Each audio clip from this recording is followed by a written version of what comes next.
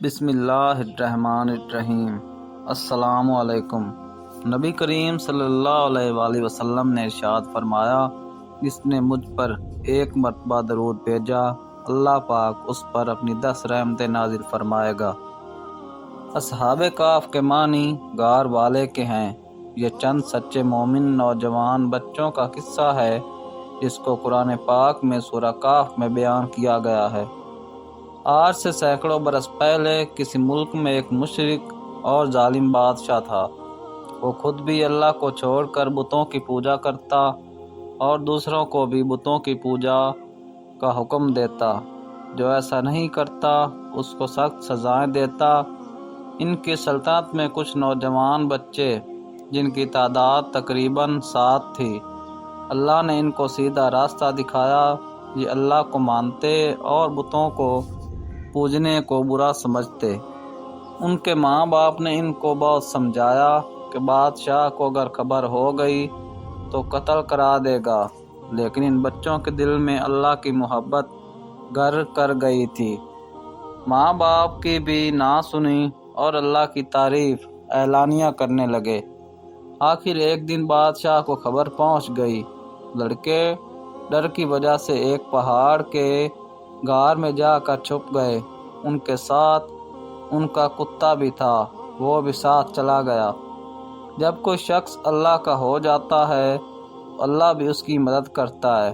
جب یہ غار میں پہنچے اللہ تعالیٰ نے ان کو سلا دیا اور کتا غار کے منہ پر بیٹھ گیا۔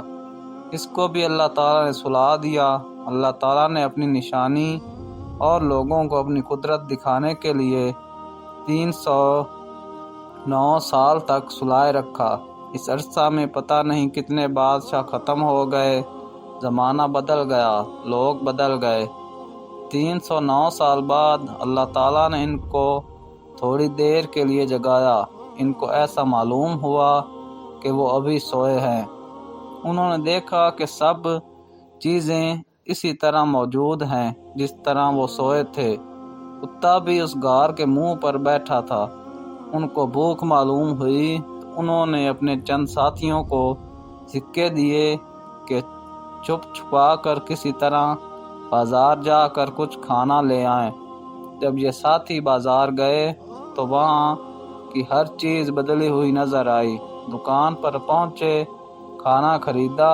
جب وہ سکہ دیا تو لوگوں کو بہت تعجب ہوا کہ یہ سکہ فلاں بادشاہ کے وقت کا ہے جس کو مرے ہوئے کئی 100 برس ہو گئے۔ لوگوں کو شک گزرا کہ کہیں کوئی خزانہ تو ان کے ہاتھ نہیں لگا، اور آہستہ آہستہ یہ بات سن کر اس وقت کے بادشاہ تک پہنچ گئی۔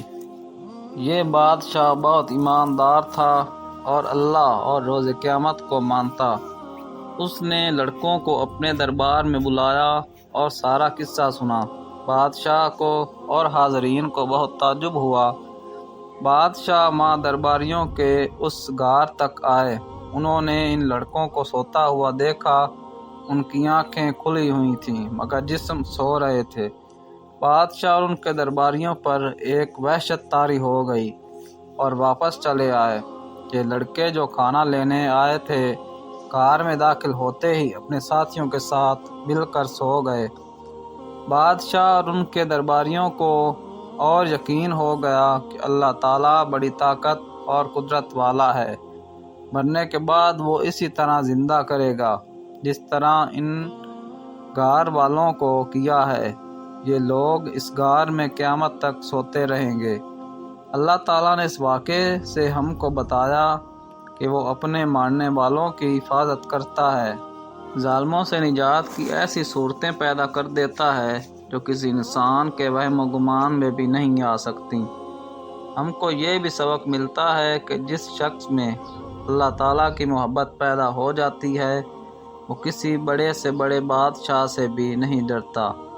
آئیے ہم سب بھی اللہ سے محبت کریں اور یقین پیدا کریں کہ ہر کام اسی سے ہوتا ہے، اور جو کچھ ہوتا ہے اور جو کچھ بھی اس دنیا میں اچھا یا برا کریں گے قیامت کے روز ہم کو اس کا بدلہ ملے گا۔